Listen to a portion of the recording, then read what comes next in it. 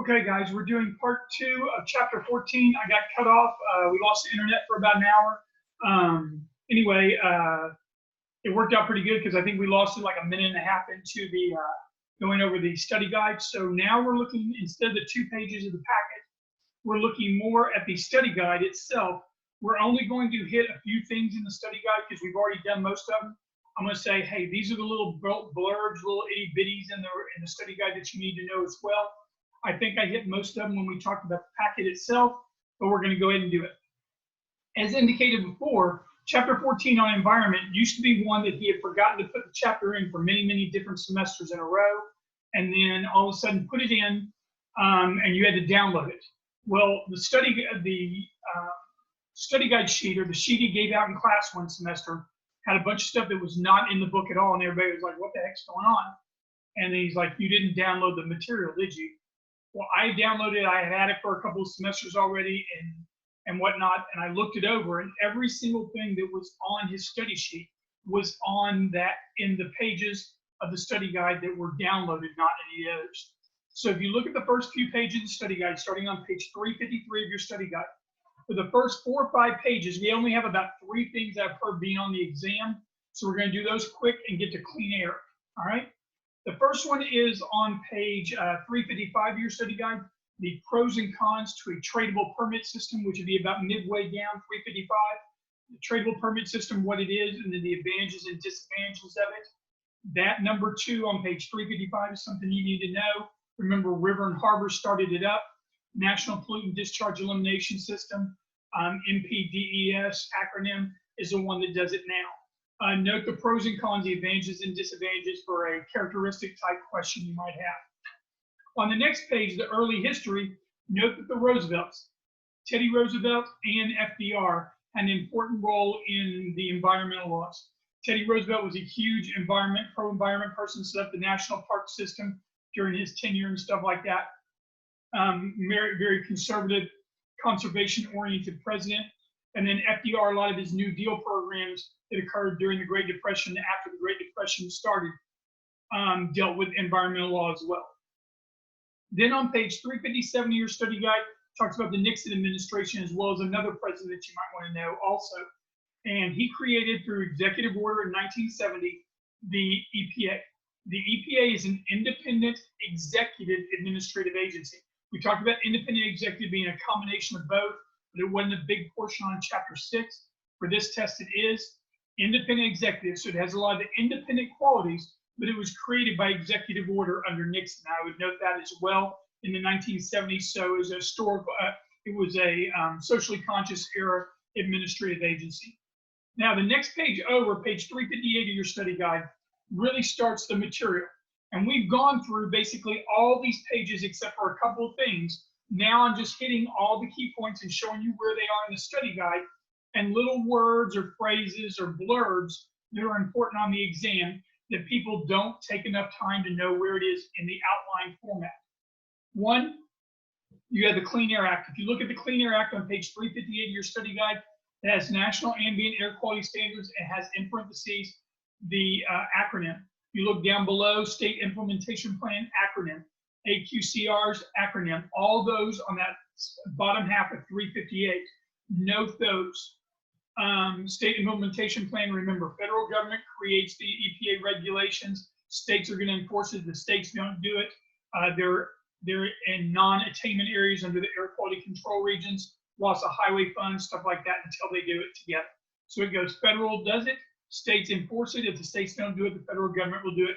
Question number 16 in the back of your study guide is an excellent example of that. Mobile sources of pollution on page 359. It has all that stuff right there. Primary being automobiles. You got planes, trains, motorcycles, all that stuff. Fuel and fuel additives fall under mobile sources of pollution under the EPA.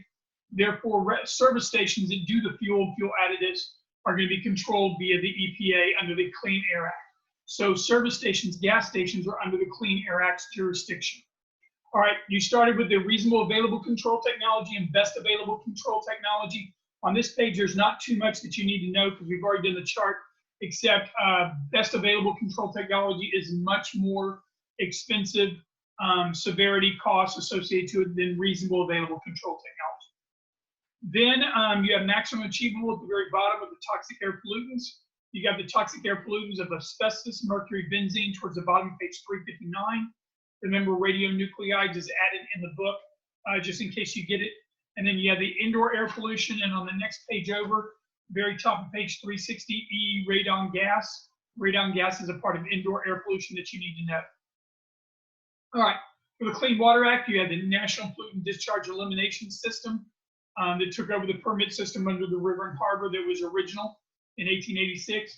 Then you have best practical and best available control technology at the very bottom of 360, top of 361. Those are also into that chart as well that we had. So that chart takes care of pretty much everything. Then you have the definition of thermal pollution on page 361. Discharge of heated waters or materials into water harms fish by decreasing the level of oxygen in the water. And then this is where I'm talking about these blurbs.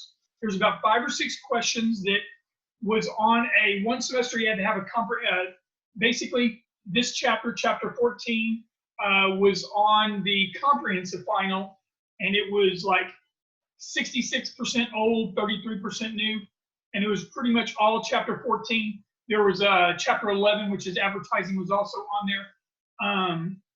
But anyway, so he came up with a bunch of different questions, and electric generating plants and what they dealt with was one of them. Thermal pollution under the Clean Water Act. Thermal pollution under the Clean Water Act. And remember, thermal pollution, point sources of pollution, and the wetlands, which is the next thing in your study guide, are all the 3 major things that they worry about: point sources, thermal, and wetlands. Oceans and oil spills are also in there, but those are the 3 major ones. Oceans and oil spills would be the other 2, just in case. Remember, Army Corps of Engineers on page 361 is in charge of the wetlands, swamps, marshlands, and bogs. You got forbidden from filling, dredging, or draining without permission, i.e. through a permit through the Army Corps of Engineers. Then we have the Ocean Dumping Act, and you'll notice that they have the penalties right there. $50,000 fine, imprisonment for up to a year, both fine and imprisonment, that's and or B, injunction. You also can add in the revoked suspension of their permit as well. But remember, that is the Marine Protection, also called the Ocean Dumping Act, so it's a combination. The next one is the Oil Pollution Act. It falls under the jurisdiction of the Clean Air Act. Okay, it falls under the jurisdiction of the Clean Air Act, but it's its own act. Now, for test questions, this is going to be the last thing we need to fill in the fines and jail time chart, but we also need to talk about general things. The Oil Pollution Act of 1990 established that companies have to have a cleanup all oil spills within 12 miles of U.S. shoreline, and it was passed due to the Exxon Valdez incident that occurred in Alaska. Alaska being another state you're going to need to know, probably more for finals, but you need to know it. It took 14 hours for the first cleanup barge to even show up. By then, we had 1,100 square miles of the shoreline covered with oil. So that B and C at the bottom of page 361 has been a question dealing with the Exxon Valdez incident. And now we have 12 miles of the U.S. shoreline is in charge of the company to clean up under the Oil Pollution Act. Other requirements of the OPA. All ocean-going tankers must be double-hulled by 2015. Now, this has been in the study guide for 15 years or so, 10, 15 years. And, you know, as we got too close to 2015, while I was tutoring, I was like, we're getting close, we're getting close. And then I told them, hey, we finally hit 2015. Well, now we're in 2020, and he still has a question, I think, in the back of the study guide. I'm going to check it when we do it. But oil tankers must be double-hulled now. Now, I think the old question says they don't have to be double-hulled currently, but that is incorrect. They now have to be double-hulled. They also have to have the tanker owner must have an oil contingency cleanup plan. And then the Coast Guard is going to administer the Oil Pollution Act of 1990, in addition with the EPA. Okay, they must show that they're fully insured to get a certificate for a tanker to enter into U.S. waters. And for that tanker to even get issued a certificate, they must establish an oil cleanup contingency plan, and now must be double-hulled. There is also a $1 billion cleanup fund under the Oil Pollution Act. This is not the super fund. Remember, the super fund is to clean up old hazardous waste now that is spilling into the environment. That is a super fund. This $1 billion fund is something completely different. Now, the penalties. This is for your last thing on the chart.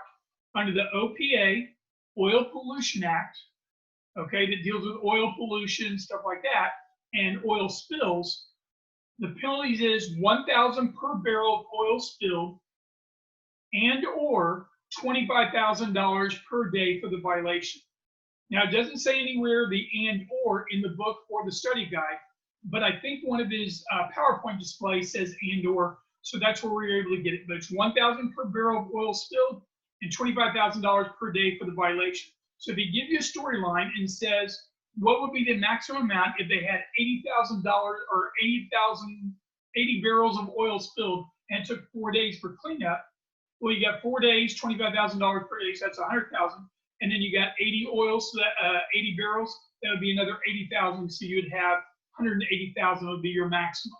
Okay, note that as well. Safe Drinking Water Act. Remember, must use best available technology, best available control technology.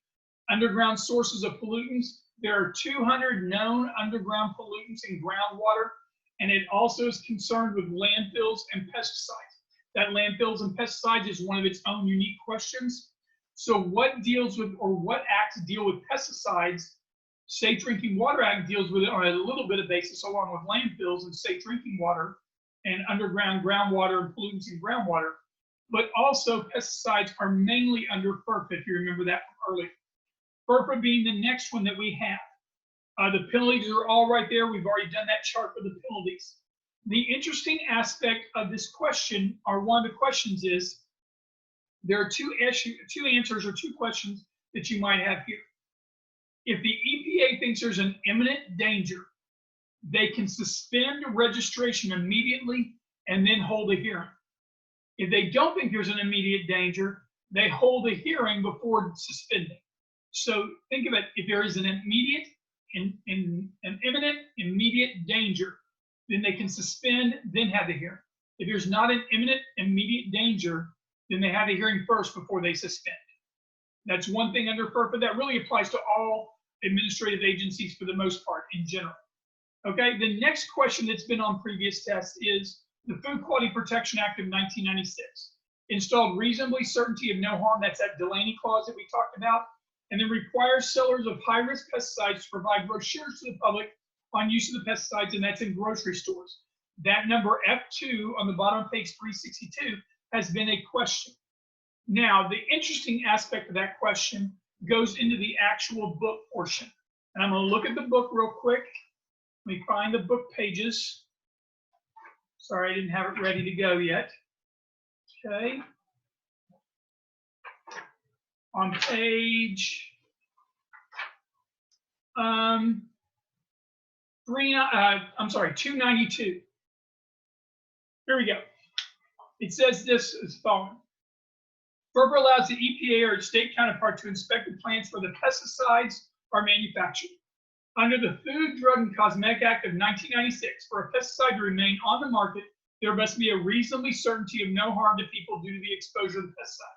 The 1996 amendment also requires the EPA to distribute to grocery stores brochures on high-risk pesticides that are in food, and stipulates that grocery stores must display and distribute these brochures to the public. And then it goes on for all the penalties associated to pesticides used under FERPA. Now the question is, which act or which thing is in charge of those high-risk pesticides and brochures in grocery stores? Now here's the interesting thing. If you look at the study guide, it says Food Quality Protection Act of 1996.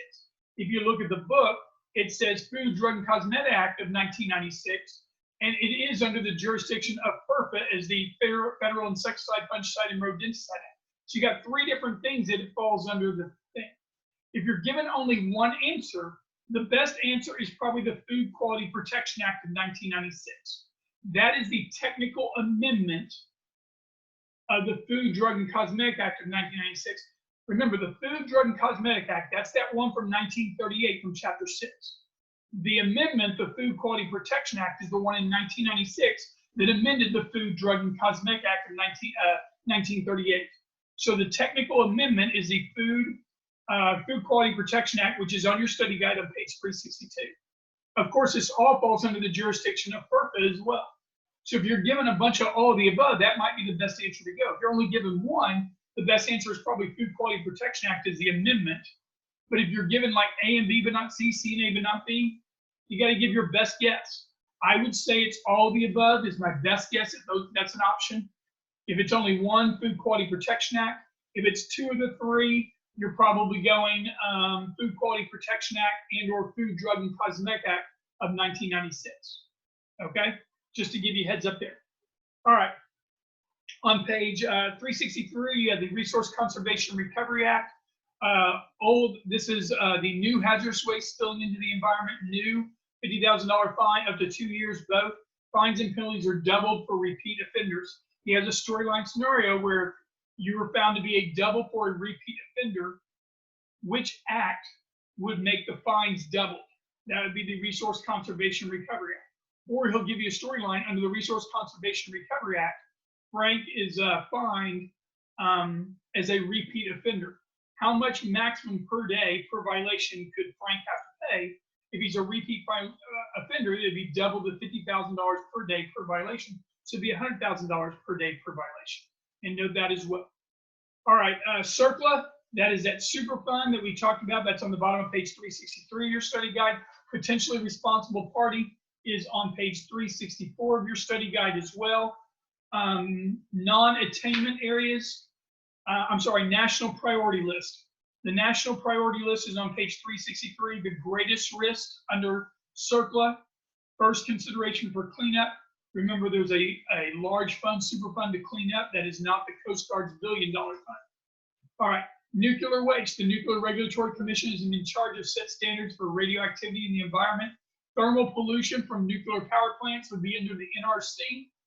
Emissions from uranium mines and mills in the middle of page 364 is also under the jurisdiction of the NRC. That uranium mines and mills is a little blurb on the exam as well. All right, noise pollution, we've already talked about that. Best available technology, $50,000 per day, 2-year imprisonment, both possibility and or. The last thing we need to go over, since we've already talked about Sierra Club and Greenpeace on the next page over, is Endangered Species Act. Now, the Endangered Species Act is the most powerful and hated of the environmental laws. If you're given only A, B, C, D, and E, and no extra answers, or no B and C but not A and B but not C type thing, Endangered Species Act is the answer to go with for the most powerful and hated environmental law. However, he should, in his video, tell you a story about his dad in rural Arkansas and beavers causing a problem with the, and he blew up a dam using some kind of like a dynamite or something like that. And it was a hated environmental law for him as well. If he does that, then note that story along with the EPA, Endangered Species Act, that and the wetland story associated to the beaver and dam, and be able to apply that as a possible, both of the answers are the most hated, because that's one of the ones that he gives you a story about his family, about his dad, and in rural Arkansas, and then it's endangered species in that story. If he doesn't give you that story in a video, there's no way you would know about it. And if there's only one answer, endangered species is the way to go. Now, in the Endangered Species Act, it can stop a construction project dead in its track. They can take away, the government can take away your property under an eminent domain situation, but you wouldn't get eminent domain protection, meaning just compensation. It doesn't have to happen. It doesn't have to give you eminent domain, Fifth Amendment, just compensation like you would from exam 1 material. It's not required to. Under the Endangered Species Act, the Secretary of the Interior on the bottom of page 364 determines endangered or threatened species and who's on that list. And then the EPA and the Commerce Department determine in conjunction with one another the critical habitats associated to the Endangered Species Act. So the Secretary of the Interior, endangered or threatened species, the EPA and Commerce Department, critical habitats. Now, if none of those answers on a question like that come into play, like he doesn't have Secretary of the Interior for who determines endangered or threatened species, and he puts Commerce Department and EPA, you might want to just go with that, even though Secretary of the Interior is your best answer. I've heard there's a question about that where Secretary of the Interior was an available option, and it made no sense, but nevertheless, you need to note that for the test as well. Okay, questions in the back of chapter 14 that you need to know. Number 2, which of the following are currently required by the OPA, Oil Pollution Act? Every oil tanker must have an oil contingency cleanup plan in the event of an oil spill, a certificate to be allowed to enter the U.S. from the U.S. Coast Guard, proof that the ship is a double-hulled ship, $1 million deposit in a bank in the U.S. specified by the EPA, A and B. And if you look at the answer for number 1, which of the following is currently required for number 2 is E, A and B. Well, this question was made up before 2015. C should also be there as well. So note that for number 2. Number 3 is an excellent question using the control technologies. Number 7 is another one there, okay? Number 10 is a question that you might have verbatim on your exam dealing with the Ocean Dumping Act or Marine Protection Research and Sanctuaries Act, fine, injunction, all that stuff as well. Number 11 is a good question. Factory built in 1990 emits air pollution. What would be required to install by the factory? For number 11, best available control technology when it was built, okay? When it was installed by the factory, when it was initially built, okay? If you'll notice, most of these are going to be reasonable available control technology or and best available control technologies that chart, and or acronyms like number 19 and 20 also. Number 16 is an excellent question, but I think I've gone over it a couple of times as well. Anything that you have there with acronyms, i.e. the control technologies are just acronyms in general, or like number 13, where you pull out the full name of the control technology, all of those are good questions. You have one there with fines and jail times. There's about 4 or 5 others along with this Carnival Cruise Lines. It's in its test bank, so you know that fine and jail time chart.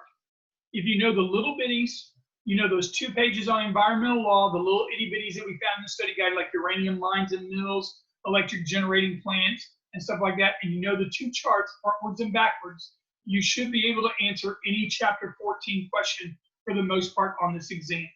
All right? Okay, my plan is to try to do a Zoom meeting, but I've had some major issues with internet, and I've had to redo this video twice now. But if I can, I'm going to do a Zoom meeting for 209 for chapter 13 with a Q&A and how to do your grades. For 211, I would do chapters 15 and 16 along with a Q&A for your grades as well, and your grades.